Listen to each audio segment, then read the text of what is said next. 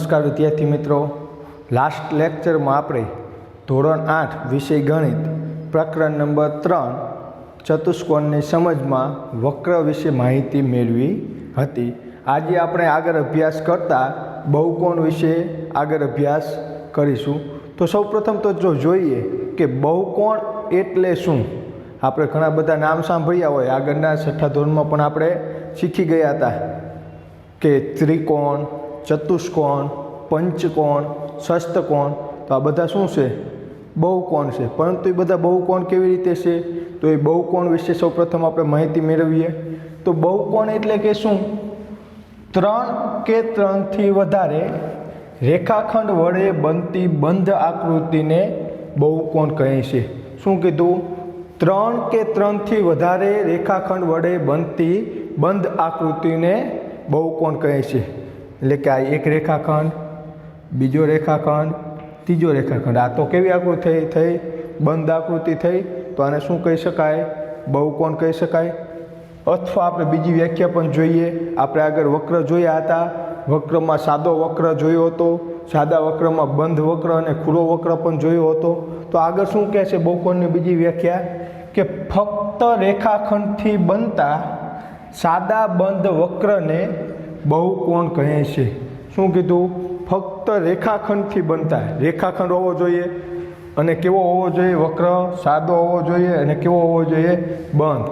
આપણે આગળ જોયું હતું કે આ વક્ર કેવો કહેવાય અને વક્ર કહેવાય, પરંતુ કેવો છે? સાદો અને બંધ વક્ર છે. કારણ કે એકય લાઈન એક બે જગ્યાએ કોઈ પણ જગ્યાએ પરસ્પર છેદતી નથી અને તે કેવો છે? સાદો વક્ર છે અને બંધ વક્ર છે. તો આને આપણે બહુકોણ કહી શકીએ. હવે જોઈએ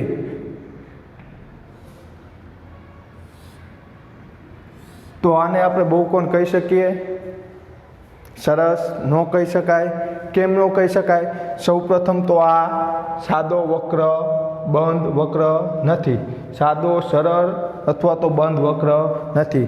કારણ કે આગળના લેક્ચરમાં આપણે જોયું હતું કે એકબીજાને લાઈન છેદતી હોય તો તેને સાદો વક્ર કહી શકાય નહીં. પણ આપણે વ્યાખ્યામાં શું કીધું આવશે? સાદો અને બંધ વક્ર હોય તેવા રેખાખંડોથી બનતા આકૃતિને શું કહેવાય? બહુકોણ. પરંતુ અહીંયા તો પહેલાં તો સાદો બંધ વક્ર તો છે જ નહીં, એટલે આને આપણે બહુકોણ કહી શકશું? ના કહી શકાય. અને આખરે આપણે જોયું, શું જોયું? કે 3 કે 3થી વધારે રેખાખંડ વડે બનતી બંધ આકૃતિને. કેવી બંધ આકૃતિ છે? અહીંયા કેવી છે? ખુલ્લી છે. તો આને આપણે બહુકોણ કહી શકીએ નહીં. ટૂંકમાં 3 અથવા 3થી વધારે રેખાખંડ હોવા જોઈએ અને તેનાથી બનતી કેવી આકૃતિ? બંધ આકૃતિને શું કહી શકાય? બહુકોણ કહી શકાય. જોયું ચોરસ, આપણે ત્રિકોણ, એવી રીતે જોઈએ પંચકોણ. આ પણ શું છે? એકબીજાને ક્યાંય લાઈન છેદતી નથી, એટલે સરળ બંધ વક્ર છે. એટલે આને આપણે બહુકોણ કહી શકીએ. એક રેખાખંડ, બે રેખાખંડ, 3, 4, 5 પાંચ રેખાખંડ એકબીજા સાથે જોડાઈને બંધ આકૃતિ બનાવે છે. તો આપણે આને શું કહી શકીએ? બંધ બહુકોણ. એટલે કે પંચકોણ છે, ચતુષ્કોણ છે, ત્રિકોણ છે, આ બધા શું છે? બહુકોણ છે. અહીંયા પણ 1, 2 અને 3 રેખાખંડ જોડાઈને શું બનાવે છે? ત્રિકોણ બનાવે છે. અહીંયા એક રેખાખંડ, બે રેખાખંડ, 3 રેખાખંડ અને 4 રેખાખંડ જોડાઈને બંધ આકૃતિ બનાવે છે, એટલે કે ચતુષ્કોણ બનાવે છે. તો એ બધાને આપણે શું કહી શકીએ? બહુકોણ કહી શકીએ. તો બહુકોણના આધારે તેનું વર્ગીકરણ પણ કરી શકાય કે બહુકોણનું વર્ગીકરણ તેની બાજુ અથવા તો શિરોબિંદુની સંખ્યાને આધારે થાય છે. ખાસ યાદ રાખજો, બહુકોણનું વર્ગીકરણ તેની બાજુ અને શિરોબિંદુના આધારે થાય છે. તો જોઈએ, ત્રિકોણ છે તો ત્રિકોણની કેટલી બાજુઓ હોય? 3 બાજુ હોય. તો તેને આપણે શું કહીએ છીએ? ત્રિકોણ કહીએ છીએ. તેને શિરોબિંદુ પણ કેટલા હોય છે? 1, 2 અને 3 શિરોબિંદુ હોય. 3 બાજુ અને 3 શિરોબિંદુ તો શું કહેવાય? ત્રિકોણ કહેવાય. 4 બાજુ, 1 બાજુ, 2 બાજુ, 3 બાજુ, 4 બાજુ અને 4 શિરોબિંદુ, તો એને શું કહેવાય? ચતુષ્કોણ કહેવાય. 5 બાજુ, 1 બાજુ, 2 બાજુ, 3 બાજુ, ચોથી બાજુ, પાંચમી બાજુ અને 1 2 3 4 અને 5 શિરોબિંદુ. તો 5 બાજુ અને 5 શિરોબિંદુ, તો તેને શું કહેવાય? પંચકોણ કહેવાય. એ જ રીતે વધુ એક આકૃતિ જોઈએ.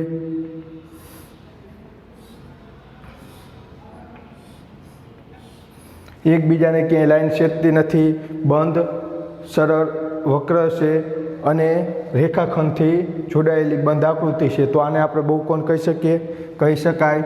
જોઈએ કેટલા રેખાખંડ? એક રેખાખંડ, 2 3 4 5 અને 6. કેટલી બાજુ થઈ? 6 બાજુ થઈ. શિરોબિંદુ કેટલા થયા? 1 2 3 4 5 અને 6. 6 બાજુ, 6 શિરોબિંદુ. તો આને શું કહેવાય? ષષ્ઠકોણ કહેવાય. તો આવી રીતે બહુકોણનું વર્ગીકરણ આપણે તેની બાજુઓ અને શિરોબિંદુના આધારે કરી શકીએ છીએ. 3 બાજુ હોય તો ત્રિકોણ, 4 બાજુ અને 4 શિરોબિંદુ હોય તો ચતુષ્કોણ, 5 બાજુ અને 5 શિરોબિંદુ હોય તો શું કહેવાય? પંચકોણ, 6 બાજુ અને 6 શિરોબિંદુ હોય તો ષષ્ઠકોણ. એવી રીતે આગળ 7 બાજુ અને 7 શિરોબિંદુ હોય તો સપ્તકોણ, અષ્ટકોણ, નવકોણ, દસકોણ. એવી રીતે આપણે બહુકોણનું તેની બાજુઓ અને શિરોબિંદુના આધારે વર્ગીકરણ કરી શકીએ છીએ. બહુકોણની હજી વધારે માહિતી આપણે જોઈએ. નિયમિત અને અનિયમિત બહુકોણ. બહુકોણ વિશે આપણે જોઈ ગયા. તો જોઈએ નિયમિત બહુકોણ કોને કહેવાય અને અનિયમિત બહુકોણ કોને કહેવાય. તો જોઈએ, જે બહુકોણ સમબાજુ અને સમકોણીય હોય તેવા બહુકોણને નિયમિત બહુકોણ કહેવાય. કેવો કીધો? સમબાજુ અને સમકોણીય. આગળ આપણે જોઈ ગયા સમબાજુ અને સમકોણીય એટલે શું? સમબાજુ એટલે તેની બધી જ બાજુ કેવી હોય? સરખી હોય. અને સમકોણીય એટલે તેના બધા જ ખૂણાઓ કેવા હોય? સરખા હોય. જે બહુકોણની બધી જ બાજુઓ અને બધા જ ખૂણાઓ સરખા હોય તેવા બહુકોણને નિયમિત બહુકોણ કહેવાય. એ સિવાયના બધા જ બહુકોણ કેવા બહુકોણ કહેવાય? અનિયમિત બહુકોણ. તો જોઈએ તો નિયમિત બહુકોણ અને અનિયમિત બહુકોણની કેટલીક આકૃતિઓ જોઈએ. તો ત્રિકોણ હોય કે જેની ત્રણેય બાજુઓ સમાન હોય અને ત્રણેય ખૂણાઓ પણ સરખા હોય તેવા ત્રિકોણને શું કહેવાય? નિયમિત ત્રિકોણ એટલે કે નિયમિત બહુકોણ ત્રિકોણ. એવી જ રીતે જોઈએ ચોરસ હોય તો તેની ચારેય બાજુઓ સરખી હોય અને તેના ખૂણાઓ પણ કેવા હોય? સમાન હોય. તો તેને કેવો બહુકોણ કહી શકાય? નિયમિત બહુકોણ કહી શકાય. આપણે એક ઉદાહરણમાં જોઈએ ચોરસ અને લંબચોરસ. તો ચોરસને બહુકોણ કહી શકાય કે ના કહી શકાય? બહુકોણ તો કહી શકાય, પરંતુ આપણે શું જોવાનું છે? નિયમિત બહુકોણ અને અનિયમિત બહુકોણ. તો ચોરસને નિયમિત બહુકોણ કહી શકાય કે અનિયમિત બહુકોણ? સરસ, નિયમિત બહુકોણ. કારણ કે તેની ચારે બાજુઓ પણ સરખી છે અને ચારે ખૂણાઓના માપ પણ કેવા છે? સરખા છે. એટલે ચોરસને નિયમિત બહુકોણ કહી શકાય. તો જોઈએ લંબચોરસને નિયમિત બહુકોણ કહી શકાય. જોઈએ તો તેના ચારેય ખૂણાના માપ તો સરખા જ છે, તો તેને આપણે નિયમિત બહુકોણ કહી શકાય. કહી શકાય? સરસ, ન કહી શકાય. કેમ ન કહી શકાય? કારણ કે ભલે તેના ચારેય ખૂણાના માપ સરખા હોય પરંતુ તેની બાજુઓ સરખી નથી. આ બે બાજુઓના માપ સરખા છે પરંતુ આ બે બાજુઓના માપ આની કરતાં જુદા છે. આ બે બાજુના માપ સરખા છે અને આ બે બાજુના માપ સરખા છે. ચારે ચાર બાજુઓના માપ સરખા નથી. ખાસ યાદ રાખજો, ચારે ચાર બાજુઓના માપ સરખા હોય અને ચારે ચાર ખૂણાઓના માપ સરખા હોય તેવા જ બહુકોણને નિયમિત બહુકોણ કહી શકાય. એટલે કે ચોરસને નિયમિત બહુકોણ કહી શકાય પરંતુ લંબચોરસને નિયમિત બહુકોણ કહી શકાય નહીં. કારણ કે અહીંયા ખૂણાના માપ તો સરખા છે પરંતુ તેની ચારે ચાર બાજુઓના માપ સરખા નથી. હવે તમને વિચાર થતો હશે કે આ લીટો શેનો દર્શાવેલો છે? આવી રીતે કરેલું છે ને વચ્ચે, એ શું કહેવા માગે છે? એનો મતલબ એવો છે કે ચારે ચાર બાજુઓના માપ કેવા છે? સરખા છે. આ એની નિશાની છે કે ચારે ચાર બાજુઓના માપ કેવા છે? સરખા છે. અહીંયા પણ ચારે ચાર પાંચે પાંચ બાજુઓના માપ કેવા છે? સરખા છે. ત્રણેય બાજુઓના માપ કેવા છે? સરખા છે. સહબાજુના માપ કેવા છે? સરખા છે. તેના ખૂણા પણ બધાના સરખા છે. એટલે આ બધી જ આકૃતિને કેવી આકૃતિ કહી શકાય? નિયમિત બહુકોણ કહી શકાય. જ્યારે આમાં જોઈએ તો આ બેમાં તો સરખા છે, પરંતુ આની સાપેક્ષે આનું માપ કેવું છે? અલગ છે.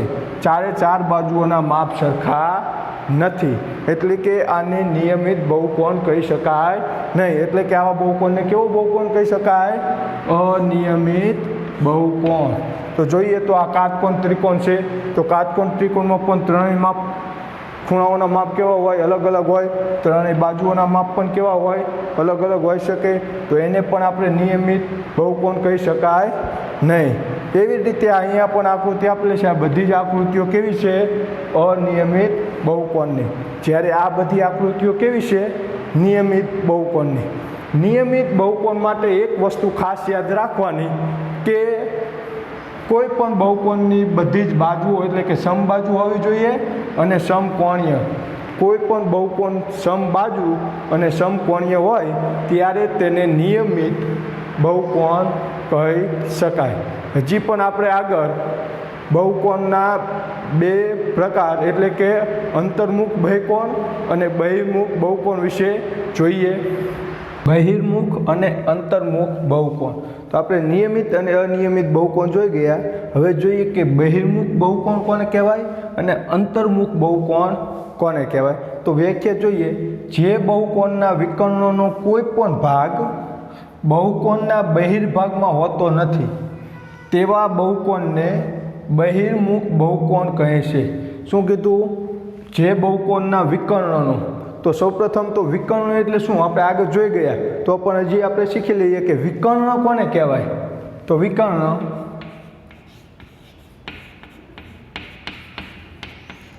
બહુકોણના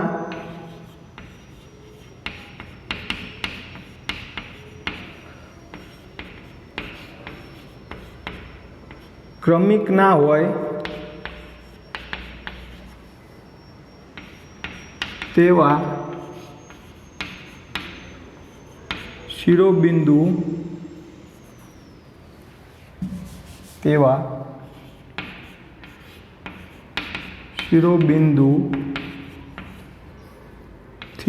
શિરોબિંદુને જોડતા રેખાખંડને વિકર્ણ કહે છે. શું કીધું? કે બહુકોણના ક્રમિક ના હોય તેવા શિરોબિંદુને જોડતા રેખાખંડને વિકર્ણ કહે છે. જોઈએ આકૃતિ દ્વારા.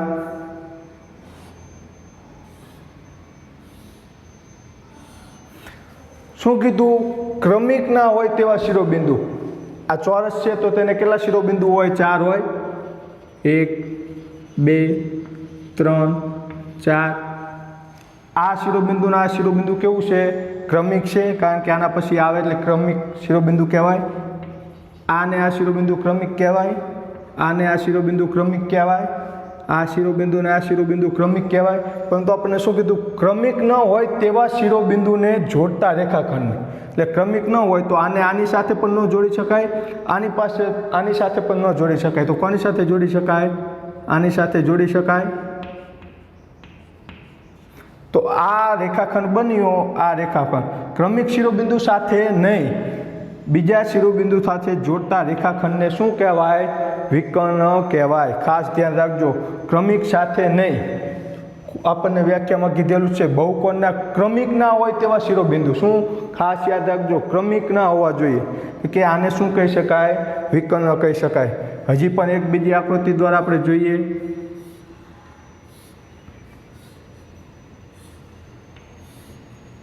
આ અહીંયા શિરોબિંદુ છે.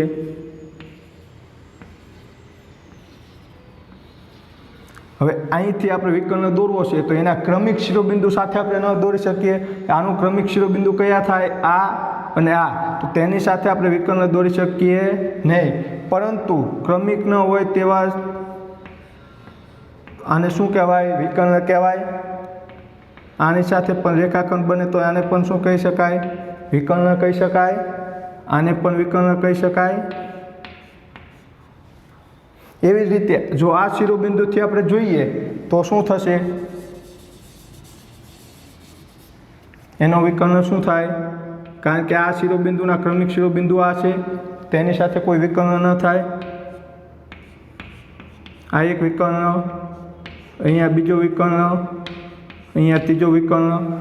તો શું બહુકોણના ક્રમિક ન હોય તેવા શિરોબિંદુને જોડતા રેખાખંડને શું કહેવાય?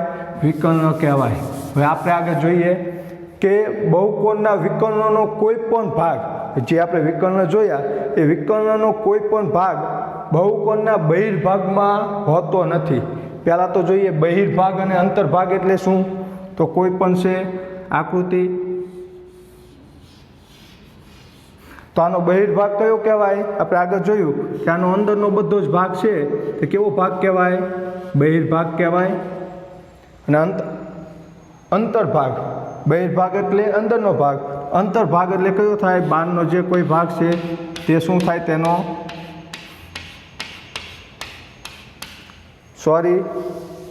કોઈ પણ આકૃતિ છે તેનો બહિર્ભાગ એટલે શું? કે બહારનો ભાગ. બહારનો ભાગ શબ્દ ઉપર જ ખબર પડે છે. બહિર્ભાગ એટલે કે બહારનો ભાગ. આ બધો શું કહેવાય? બહિર્ભાગ કહેવાય. અંતર્ભાગ એટલે શું કહેવાય? તેના અંદરનો ભાગ. આ જે કાંઈ છે તેનો કેવો ભાગ કહેવાય? અંદરનો ભાગ કહેવાય. તો અહીંયા આપણને શું કીધું? જોઈએ કે વિકર્ણનો કોઈ પણ ભાગ બહુકોણના બહિર્ભાગમાં હોતો નથી. ક્યાં હોતો નથી? બહિર્ભાગમાં. જોઈએ તો આ ચોરસ છે તો એનો વિકર્ણ ક્યાં હોતો નથી? બહિર્ભાગમાં, એટલે કે ક્યાંય બહાર હોતો નથી. બહાર ન હોય તો ક્યાં હોય? સરસ, અંદર હોય. તો અંદર હોય વિકર્ણ. ક્યાં હોય? અંદર હોય. બહિર્ભાગમાં હોતો નથી. આપણને શું કીધું કે વિકર્ણનો કોઈ પણ ભાગ બહુકોણના બહિર્ભાગમાં હોતો નથી. બહિર્ભાગમાં ન હોય તો ક્યાં હોય? અંતર્ભાગમાં હોય. તેવા બહુકોણને બહિર્મુખ બહુકોણ કહે છે. આપણે આકૃતિ દ્વારા જોઈએ તો આપણે વધુ સમજ મેળવી શકશું. તો જોઈએ એક આકૃતિ.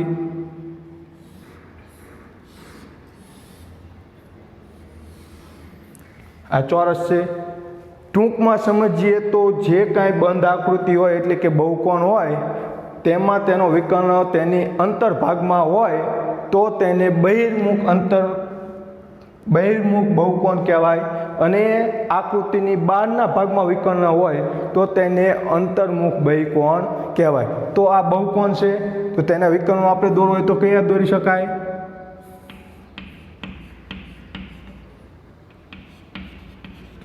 આ તેના વિકર્ણ દોરી શકાય. તો તેના વિકર્ણો કેવા ભાગમાં આવ્યા? અંતર્ભાગમાં આવ્યા. એટલે કે શું કીધું છે? બહિર્ભાગમાં હોતા નથી. તો બહિર્ભાગમાં નથી તો ક્યાં હોય? અંતર્ભાગમાં હોય. તો આવા બહુકોણને શું કહી શકાય?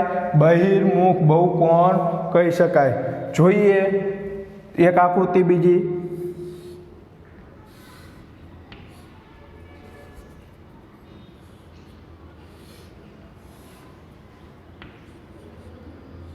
આ આકૃતિ આપેલી છે તો આપણે તેના વિકર્ણો દોરવું હોય તો કયા દોરી શકાય? આ બિંદુથી તો અહીંયા ક્રમિક શિરોબિંદુ થાય તો આનો એક વિકર્ણ અહીંયા દોરી શકાય. આ અંદરના ભાગમાં આવ્યો એટલે આપણે તેને બહિર્મુખ બહુકોણ કહી શકાય? ના કહી શકાય. કારણ કે અહીંયા તો અંદરના ભાગમાં તેનો વિકર્ણ આવ્યો પણ અહીંયા પણ હજી આપણે વિકર્ણ દોરી શકીએ એક. આ આપણી આકૃતિ હતી. તો વિકર્ણ કેવી જગ્યાએ આવ્યો? આકૃતિની બહુકોણના બહારના ભાગમાં. તો બહારના ભાગમાં આવ્યો એટલે આને કેવો બહુકોણ કહી શકાય? અંતર્મુખ બહિર્કોણ કહી શકાય. કારણ કે આપણને શું કીધું છે કે બહિર્ભાગમાં હોતો નથી. જો બહિર્ભાગમાં ન હોય એટલે એનો મતલબ કે અંદરના ભાગમાં હોય તો તેને બહિર્મુખ કહેવાય. તો બહિર્ભાગમાં હોય તો તેને શું કહેવાય? અંતર્મુખ કહેવાય. સમજ પડી ગઈ? હજી પણ આપણે એક આકૃતિ જોઈએ જેથી આપણને વધારે ખબર પડે.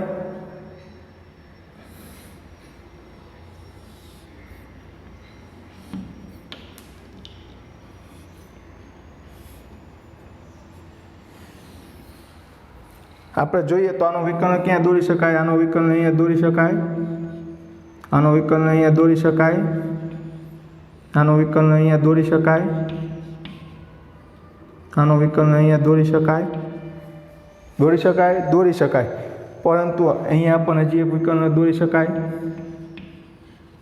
હવે આ બધા જ વિકર્ણો કેવા છે? બહુકોણની કયા ભાગમાં છે? અંદરના ભાગમાં છે. એટલે કે બહિર્ભાગમાં હોતા નથી. બહિર્ભાગમાં નથી? ના, નથી. કારણ કે બધા ક્યાં છે? અંદરના ભાગમાં છે. એટલે આને કેવો બહુકોણ કહી શકાય? બહિર્મુખ બહુકોણ કહી શકાય. હજી એક આકૃતિ આપણે અંતર્મુખ બહુકોણની જોઈએ.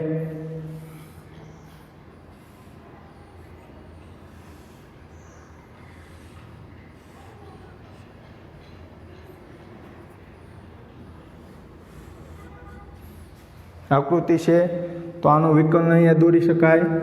એક વિકર્ણ અહીંયા પણ દોરી શકાય. અહીંયા પણ વિકર્ણ દોરી શકાય.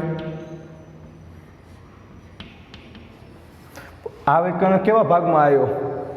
બહિર્ભાગમાં આવ્યો. તો બહિર્ભાગમાં વિકર્ણ આવે તો તેને શું કહી શકાય? અંતર્મુખ બહુકોણ. ખાસ યાદ રાખવાનું, જો વિકર્ણ બહારના ભાગમાં હોય તો તે અંતર્મુખ, અને જો વિકર્ણ અંદરના ભાગમાં હોય તો તે બહિર્મુખ. ઓપોઝિટ એટલે કે વિરુદ્ધભાષી શબ્દ થશે. અંદરના ભાગમાં વિકર્ણ હોય તો બહિર્મુખ, અને બહારના ભાગમાં વિકર્ણ હોય તો તેને શું કહેવાય? અંતર્મુખ. ખાસ ધ્યાન રાખજો, અંતર્મુખ અને બહિર્મુખ બહુકોણ કોને કહેવાય? બહુકોણની અંદર જો વિકર્ણ દોરવામાં આવે તો તેને બહિર્મુખ બહુકોણ કહેવાય. જ્યારે બહુકોણના બહારના ભાગમાં વિકર્ણ દોરવામાં આવે તો તેને અંતર્મુખ બહુકોણ કહેવાય. આગળ વધારે અભ્યાસ આપણે આગળના લેક્ચરમાં કરીશું. અસ્તુ. જય હિન્દ.